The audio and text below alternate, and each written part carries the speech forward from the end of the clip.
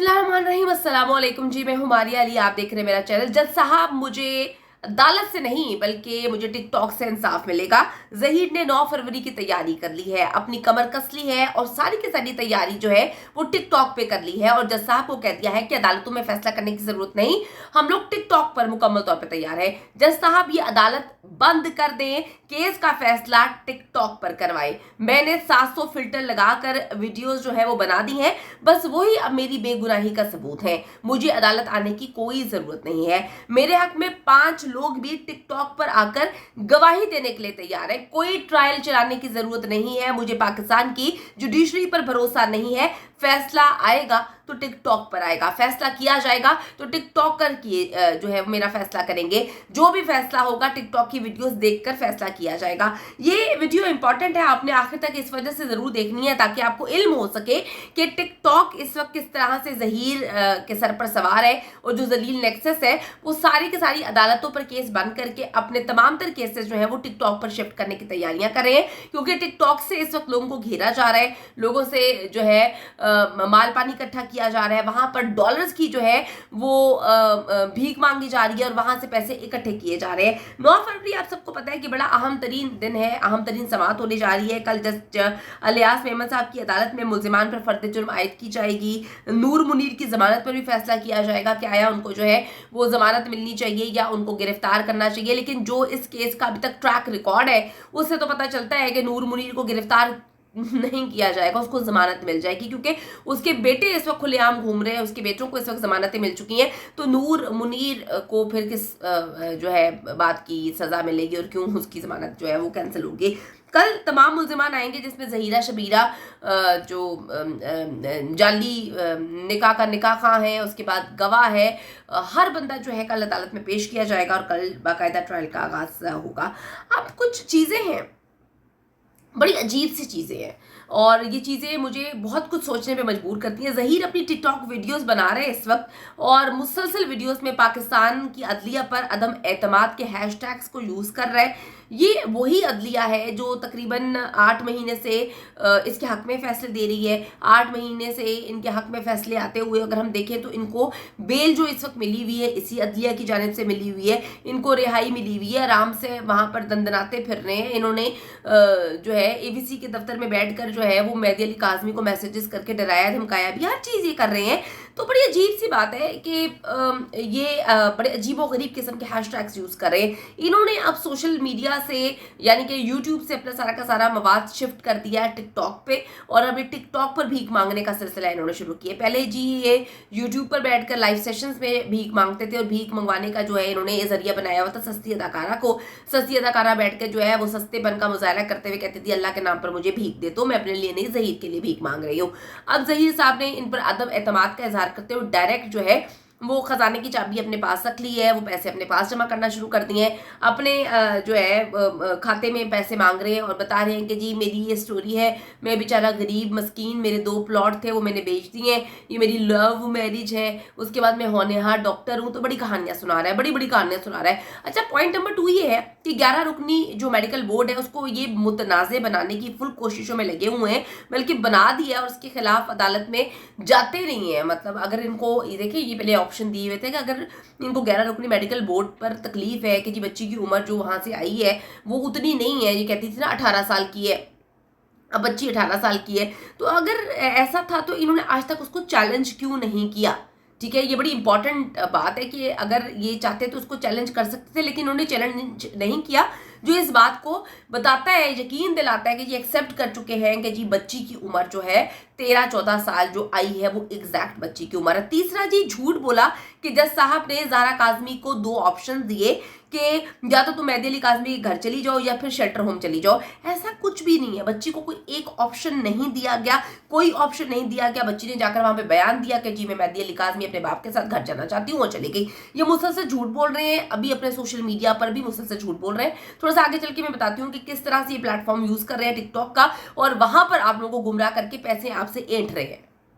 अच्छा जी, point number 4 ये है कि जी मुझे जो है वो डॉलर्स चाहिए, बस डॉलर्स चाहिए, डॉलर्स चाहिए। मुझे ज़ारा काज़मी कंगाल करके चली गई, मेरे पास कुछ भी नहीं है। भाई शक्ल से तो तू पहले दिन से फटीचर और कंगाल लगता है, टीचर कंगाल होना, गरीब होना कोई गलत बात नहीं है, लेकिन बेगैरत होना मैं कहती हूँ बहुत बड़ी और गुनाह की बात है कि आप इतने बेगैरत कैसे हैं। तुम्हारी शक्ल देखकर, तुम्हारी खानदान की शक्ल देखकर कहीं से लगता नहीं है। हाँ, तुम्हें देखकर ये जरूर कहा जा सकता है कि तुम लोग चोर उचक्के और नौसरबाज तो लगते हो, लेकिन तुम्हारे 2 प्लॉट हैं, उसके बाद बहरिया टाउन में या बहरिया ऑर्चर्ड में जो तुमने कहानियां सुनाई, अपना परमानेंट टेम्परेरी एड्रेस दिया, उससे मुझे दाल में काला लगा। जब हमने जाकर वहां पे पता किया तो पता चला कि जी जो इन्होंने एड्रेस दिए हुए हैं ऐसा एड्रेस कोई भी नहीं था। अब जी ये डॉलर की कहानी जो दोबारा से शुरू हो गई है, आप हमेशा ये बात नोटिस करिएगा, ये सस्ती अदाकारा से पहले अपने लाइव सेशन में या अपनी वीडियो में जो है डॉलर की कहानी सुनवाते हैं। वो कौवा आके बकवास करता है जिसके पास 2 शर्ट्स थी, पूरे 8-9 महीने उसने 2 शर्ट्स में गुजारे, उसके बाद उसके पास डॉलर्स आना शुरू हुए, पैसे आना शुरू हुए ज़ारा काज़मी के नाम पर जो इन्होंने पैसे खाए हैं। इसके बाद जी उसने कपड़े खरीदे हैं, ठीक है। तो बात कहने की ये है कि जी ये डॉलर कर रहे हैं, लड़की चली गई है, ये फिर भी पैसे मांग रहे हैं। बहुत सारी चीज़ें जो है वो समझ नहीं आ रही मुझे, क्योंकि देखिए इनका जो गॉडफादर है वो तो पूरे के पूरे मामले को स्पॉन्सर कर चुका है, क्योंकि उसका नाम ना आए वो इसी वजह से कोशिशें कर रहा था। अभी तक वो बड़े से बड़े वकीलों को हायर कर रहे हैं। इनकी शक्ल देखकर मैं हमेशा ये बात बोलती हूँ कि अगर कोई बंदा थोड़ा सा ठीक ठाक होता है सबसे पहले वो अपना हुलिया बेहतर करता है। इसका हुलिया, इसके पूरे खानदान का हुलिया देखकर कहीं से नहीं लगता था कि इनके पास 2 प्लॉट है। फिर ये कहानी सुनाते कि हमने दोनों प्लॉट बेच दिए। अब ये किस तरह से टिकटॉक पर पैसे मांग रहे हैं। इनकी वालिदा अलग मुख्तलिफ जगहों पर पैसे इकट्ठे करती फिर रही है। इसका भाई जो है उसको वहां से डंडे पड़ रहे हैं, जहां पे इन्होंने बच्ची को बेचना था दुबई में, वहां से इनको जो है छितर पड़ रहे हैं। अब जहीर साहब ने जो है एक अपनी कहानी, झूठी फैब्रिकेटेड कहानी लिखकर कहा है कि जी हमें पैसे दिए। नंबर 5वां पॉइंट ये कि अगर ज़ारा काज़मी वापस नहीं आती तो कोई बात नहीं, ये कोई हीर रांझा की कहानी नहीं है, आप फिर भी मुझे डॉलर्स दें क्योंकि मेरा बहुत सारा नुकसान हुआ है और इसकी भरपाई करने के लिए जो है वो मुझे डॉलर्स की ज़रूरत है। मैं मजलूम हूँ और आप लोग मेरा साथ दें। तो इस वक्त पैसे इकट्ठे किए जा रहे हैं, बड़ी अजीब सी बात है।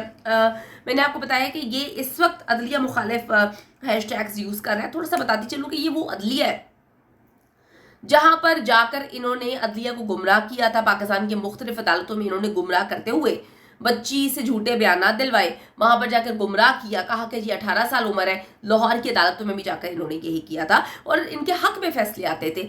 जब भी इनके हक में फैसले आए तो इनको कोई मसला नहीं है, लेकिन जैसे ही इनके खिलाफ उसी अदलिया के जरिए जो है, उसी अदलिया जो है के थ्रू इनके हक में फैसले नहीं आते तो ये बैठकर अदलिया पर गालम गलोच करते हैं। इनका जो घटिया किस्म का पैनल है जिसमें एक जाली मौला जट है जो कहने को तो इसी अदलिया का हिस्सा है, लेकिन उसको शर्म नाम की चीज नहीं है। उन पर केस चल रहे हैं। उन्होंने किस तरह से जो है अदलिया के फैसलों पर सवालात उठाए, उन्होंने किस तरह से जो है अदलिया पर जो है उनको मुतनाज़ करने की कोशिश की। जिस अदालत से इनके खिलाफ फैसला आता है ये उसको मुतनाज़ कर देते हैं, जो जज इनके खिलाफ फैसला लेकर आता है ये उसको मुतनाज़ कर देते हैं। ये इतने 2 नंबर टीचर और घटिया किस्म के लोग हैं कि एंड में अब ये जो टिकटॉक पर बैठकर जो पैसे इस वक्त कमा रहे हैं, मांग रहे हैं, मतलब ये धंधा कर रहे हैं। अगर इसको कहेंगे गंदे अल्फाज में, ये धंधा कर रहे हैं, गंदा धंधा कर रहे हैं, तो ये गलत नहीं होगा। ये बैठकर गंदा गलीज धंधा कर रहे हैं। और इसने कहा है कि जी $25,000 की इसने डिमांड की है कि मुझे $25,000 चाहिए, जहां पर इसने गो